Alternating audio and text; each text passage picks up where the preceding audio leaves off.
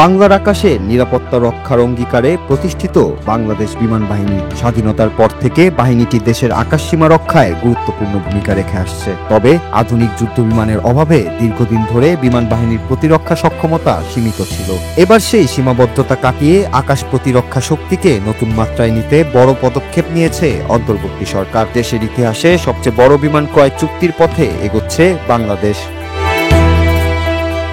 ইতালির Eurofighter typhoon, চীনের J-10C, পাকিস্তানের JF-17 যুদ্ধবিমান এবং তুরস্কের T-129 অ্যাটাক হেলিকপ্টার, এই 4টি আধুনিক অস্ত্রই খুব শীঘ্রই যোগ হতে যাচ্ছে বাংলাদেশ বিমান বাহিনীর বহরে। পরিকল্পনা অনুযায়ী 2027 সালের মধ্যেই ইতালি থেকে 10টি ইউরোফাইটার ও তুরস্ক থেকে 6টি হেলিকপ্টার কেনা হবে। ইতিমধ্যেই চীনের সঙ্গে 20টি J-10C এবং পাকিস্তানের সঙ্গে 16টি JF-17 যুদ্ধবিমান কেনার বিষয়ে সমঝোতা হয়েছে। এসব চুক্তির মোট ব্যয় প্রায় 36,000 কোটি টাকার বেশি।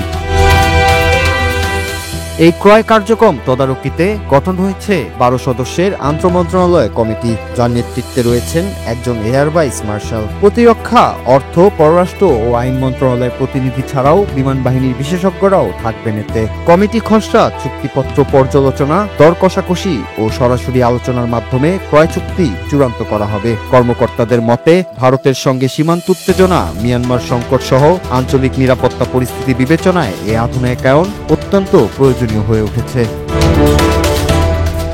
প্রতিরক্ষা বিশ্লেষকদের অনেকেই মনে করেন এই উদ্যোগ বাংলাদেশের আকাশ প্রতিরক্ষায় এক নতুন যুগের সূচনা করবে। তাদের মতে, ইউরোফাইটার ও J-10C বিশ্বমানের যুদ্ধবিমান, যেগুলো ন্যাটো মানসম্পন্ন এবং দীর্ঘ রেঞ্জে আক্রমণ চালাতে সক্ষম। সঙ্গে তুরস্কের T-129 হেলিকপ্টার যোগ হলে বিমান বাহিনী হবে আরও গতিশীল ও প্রযুক্তি নির্ভর। দক্ষ পাইলট, উন্নত প্রশিক্ষণ এবং আধুনিক সরঞ্জামের সমন্বয়ে আগামী দিনে বাংলাদেশের আকাশ সত্যি হয়ে উঠবে নিরাপদ ও অপ্রবেশ্য।